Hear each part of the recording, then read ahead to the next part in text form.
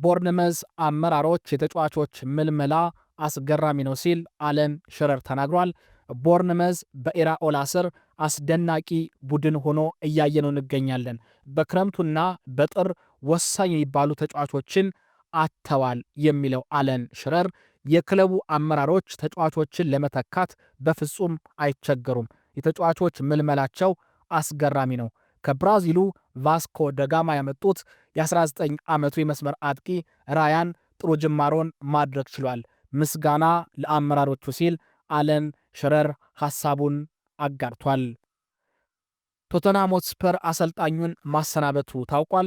የ52 ዓመቱ ዴንማርካዊ የቀድሞ የብሬንትፎርድ አሰልጣኝ የነበሩት ቶማስ ፍራንክ በኒውካስል ሽንፈትን ካስተናገዱ በኋላ በክለቡ ቆያለው በቶተንሃም ደስተኛ ነኝ የሚል አስተያየት ቢሰጡም በሰዓታት ውስጥ የክለቡ ሰዎች ስብሰባ ካደረጉ በኋላ አሰልጣኙን ከኃላፊነት ማንሳታቸው ተሰምቷል።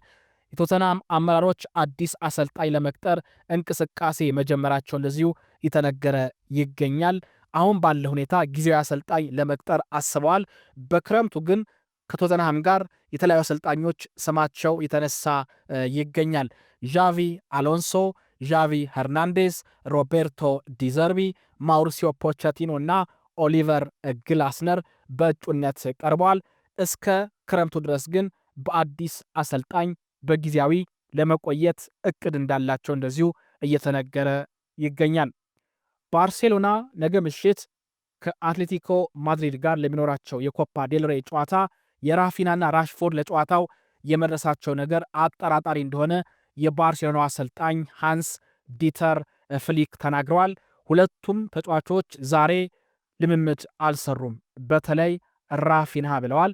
ይህ ለእኛ በጣም ከባድ ነገር ነው፣ ነገር ግን ለጨዋታው እንዲሰለፉ ለማድረግ የተቻለንን ጥረት እናደርጋለን። አትሌቲኮ ማድሪድ ጠንካራ ቡድን ነው። የኛ ዓላማ ግልጽ ነው፣ ጨዋታውን ማሸነፍ ብቻ። የቡድናችን ውጤታማነትን ማስቀጠል እንፈልጋለን ሲሉ ፍሊክ ገልጸዋል። ሁዋን ላፖርታም በሚገባ እንደሚደግፏቸው ገልጸው በባርሴሎና የመቆየት ፍላጎት እንዳላቸው እንደዚሁ ሃንስ ዲተር ፍሊክ ጀርመናዊ አሰልጣኝ ሐሳባቸውን አጋርተዋል። የአስቶን ቪላው አሰልጣኝ ኡናይ ኤምሪ በቪላ ፔት የመቆየት ፍላጎት እንደሌላቸው የተነገረ ይገኛል። ኡናይ ኤምሪ በቪላ ቤት ፍላጎት የላቸውም የመቆየት ተብሏል። ስፔናዊ አሰልጣኝ የክለቡ አመራሮች ለዝውውሩ ረብጣ ሚሊዮን ፓውንዶችን አላወጡም ብለው እንደሚያስቡና ከዚህ ጋርም ተያይዞ በክረምቱ ወደ ሀገራቸው በማቅናት ሪያል ማድሪድን ሊረከቡ እንደሚችል የስፔን መገናኛ ብዙሃን በመዘገብ ላይ ይገኛሉ። የኤምሪ ወኪል እንደሆነ የሚነገርለት ሆርጌ ሜንዴሽ አሰልጣኙ እስከ 2027 ድረስ ከቪላ ጋር ኮንትራት ወይም ውል አላቸው። ነገር ግን ሆርጌ ሜንዴስ ከክለቡ ሰዎች ጋር በመነጋገር ኤምሪ ሎስ ብላንኮሶቹን እንዲቀላቀሉ በቀጣዮቹ ቀናት ከአስቶን ቪላ አመራሮች፣ ኃላፊዎች ጋር ለመነጋገር እንደዚሁ ቀጠሮ እንዳላቸውና በዚህም ጉዳይ ላይ ለመነጋገር በቀጣዮቹ ቀናት ወደ እንግሊዝ እንደሚመጡ ብዙዎች በመዘገብ ላይ ይገኛሉ።